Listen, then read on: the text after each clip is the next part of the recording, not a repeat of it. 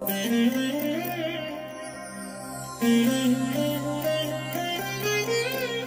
దినం పరము నుండి దిగివచ్చు మాట. ఇది నీ జీవితానికి వెలుగుల బాట. నీ ఒడిలో ఉంచబడిన దీవెనల మూట, అద్భుతాల ఆనంద ఊట.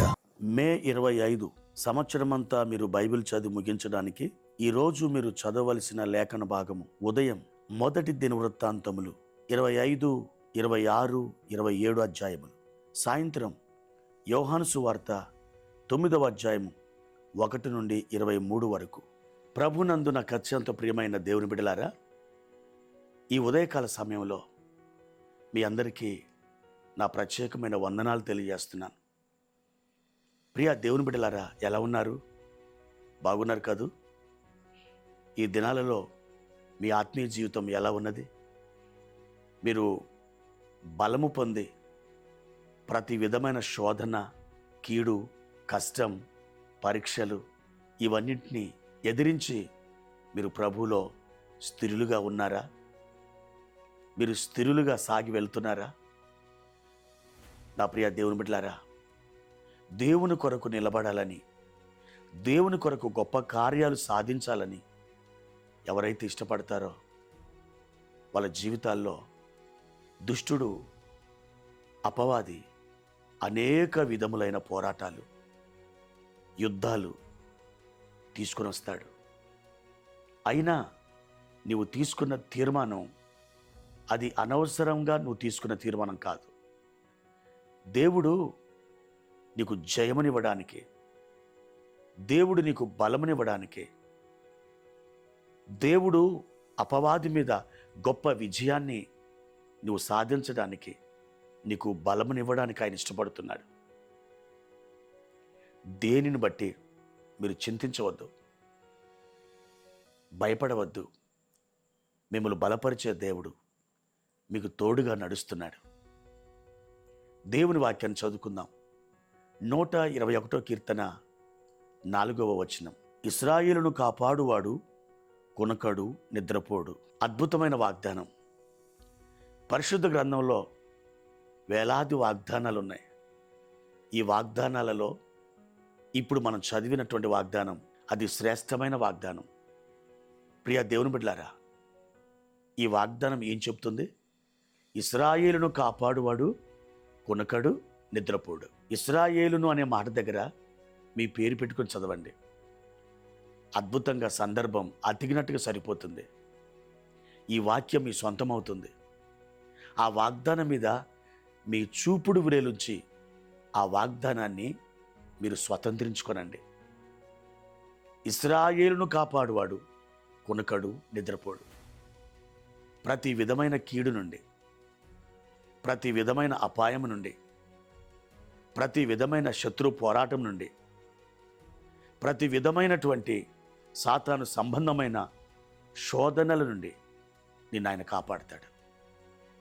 నిన్ను కాపాడడములో ఆయన ఎన్నడూ అలసిపోడు. ఆయన నిద్రపోడు, విశ్రాంతి తీసుకోడు. ఎందుకంటే నీవు ఆయనను విశ్వసించవు గనక నిన్ను కాపాడే బాధ్యత ఆయన తీసుకున్నాడు. ఆయన మనకు మంచి కాపరి. సొంత కాపరి తన గొర్రెల కొరకు ఏ విధంగా ప్రాణం పెడతాడో మన కాపరి మన కోసం ఇంతకుముందే ప్రాణం పెట్టాడు.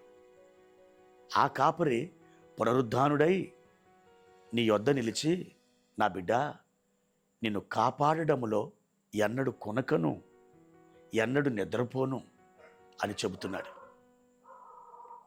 ఒక తల్లి తన కొడుకుని దీవించి ఆర్మీలో ఉద్యోగం వచ్చినటువంటి ఆ పిల్లవానికి ప్రార్థన చేసి దేవుని పేరట దీవించి ఉద్యోగానికి పంపించింది. కొంతకాలమైన తర్వాత అతడు యుద్ధంలో చచ్చిపోయాడని వార్త వచ్చింది. ఈ తల్లి ఎంత మాత్రం కూడా దిగులు చెందలేదు. ఎందుకంటే ఆ బిడ్డని ఉద్యోగానికి పంపించేటప్పుడు రాత్రంతా తన కుమారుడి కోసం మోకాళ్ళ మీద ఉండి ప్రార్థించింది. అప్పుడు దేవుడు ఆవిడకి ఒక వాగ్దానం బయలుపరిచాడు. ఇశ్రాయేలును కాపాడువాడు కునకడు, నిద్రపోడు. ఈ వాగ్దానమును విశ్వసించిన ఆ తల్లి నీ కొడుకు చనిపోయాడని వార్త వచ్చినా కూడా భయపడలేదు. దేవుని స్తుతిస్తూ ఉంది, దేవుని గణపరుస్తూ ఉంది. అయితే సాయంకాల వేళ మరలా ఒక వార్త వచ్చింది. అమ్మా, యుద్ధంలో చనిపోయింది నీ కుమారుడు కాదు, పొరపాటున అధికారులు మీ కుమారుని పేరు ఆ లిస్టులో చదివారు. అతడు ఏమాత్రం కూడా గాయపరచబడలేదు, ఏమాత్రం కూడా అతనికి అపాయం సంభవించలేదు. నీ కుమారుడు యుద్ధములో నుండి క్షేమంగా వచ్చాడు అని చెప్పి ఆమెకి వార్త అందించారు. అప్పుడు ఆవిడ దేవుని స్తుతించింది. నాకు తెలుసు, నా దేవుడు నా బిడ్డను కాపాడుతాడని. ఎందుకంటే ఇశ్రాయేలును కాపాడువాడు కొనకడు నిద్రపోడని ఆవిడ గట్టిగా కేకలు వేసింది. దేవుని బిడ్డలారా, ఈ వాగ్దానం ఎత్తిపట్టి ప్రార్థించండి. నీ జీవితంలో అద్భుతాలు, ఆశ్చర్యకాలు సంభవిస్తాయి. నీ దేవుడు నీకు తోడుగా ఉన్నాడు, నీతో కూడా నడుస్తున్నాడు, నీ చేయి పట్టుకొని ఉన్నాడు. ప్రతి నిమిషం ఆయన నీకు కాపు కాచి స్థిరపరిచి బలపరిచి నిలబెడతాడు. దేవుడు మీకు తోడైననుగాక. ప్రార్థన. ప్రేమ కలిగిన తండ్రి, మీ ఘనమైన నామానికి వందనాలు. మా ప్రభువా, ఈ ఉదయకాల సమయంలో మీరు మాకిచ్చిన ఈ గొప్ప వాగ్దానం కొరకై స్తోత్రాలు.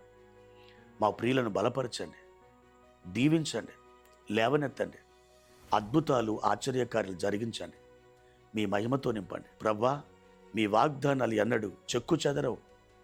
మీ వాగ్దానాలు మా జీవితంలో అక్షరాలుగా నెరవేరుతాయి. మేము నమ్ముచున్నాం. మా తండ్రి, మా ప్రియులను కాచి బలపరిచి దీవించుమని యేసు నామములో ఈ ప్రార్థన అడుగుచున్నాను తండ్రి. ఆమేన్.